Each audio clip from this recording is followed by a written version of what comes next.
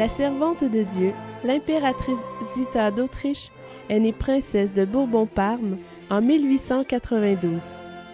Le 21 octobre 1911, elle épouse l'archiduc Charles d'Autriche, qui deviendra empereur d'Autriche et roi de Hongrie.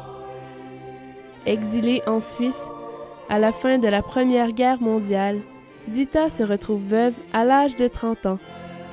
En fuite devant Hitler, elle s'installe à Québec avec ses 4 derniers enfants et elle y vit de 1940 à 1948. Le 24 septembre dernier, son petit-fils, l'archiduc Rudolf d'Autriche, est venu nous en parler. Comme toutes les personnes, nous sommes tous appelés à la sainteté. Et certaines font un chemin un peu plus long que les autres. Et je crois que ma grand-mère, au fond, a été un exemple.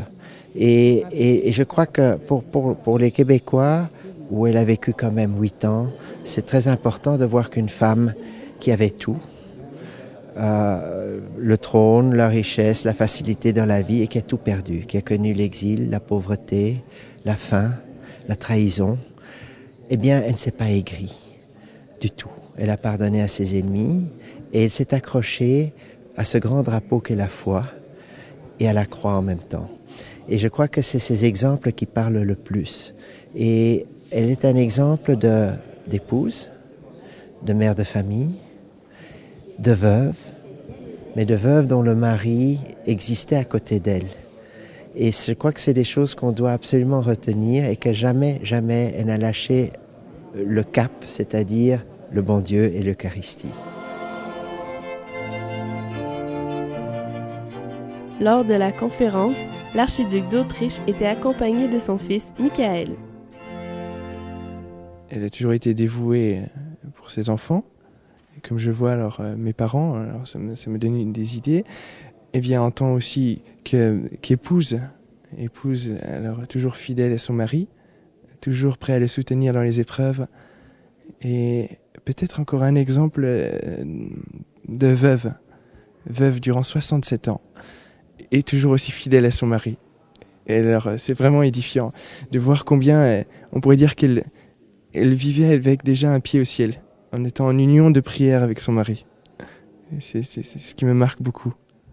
Et aujourd'hui encore, eh bien, la prier régulièrement, elle et mon arrière-grand-père, eh bien, ça permet toujours d'obtenir de grandes grâces.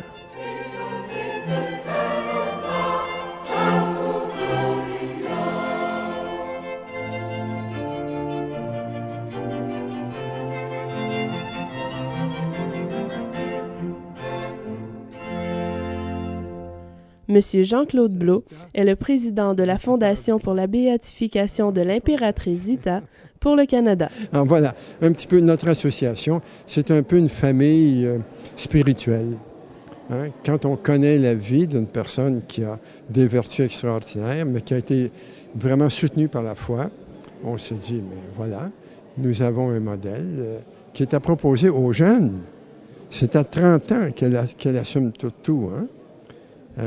Sa vie a été préparée, mais à 30 ans, là, elle est complètement dénudée. Vous avez vu le film Sissi, probablement, où il y en a plusieurs qui l'ont vu. On voit le faste de la cour de Vienne. Alors, l'impératrice Zita est la deuxième impératrice. Et la première après Sissi, celle qui a remplacé Sissi. Elle a vécu dans ce milieu. Et dépossédée de tout du jour au lendemain, elle est dans la plus grande pauvreté. Daigne maintenant accorder à ta servante Zita, impératrice et reine, d'être élevée sur les autels de ton Église. Elle n'a jamais perdu la foi. Elle a passé à travers de tout. Elle avait une vie de prière qui la soutenait et elle a été un modèle d'éducatrice. Elle a voulu prendre la charge, être le père et la mère de ses enfants. Elle a bien éduqué ses enfants tout le long de leurs études jusqu'aux études universitaires. C'est la raison pour laquelle elle est venue ici au Québec, pour donner un cours universitaire à l'Université catholique du temps, Laval, la meilleure université qu'on avait.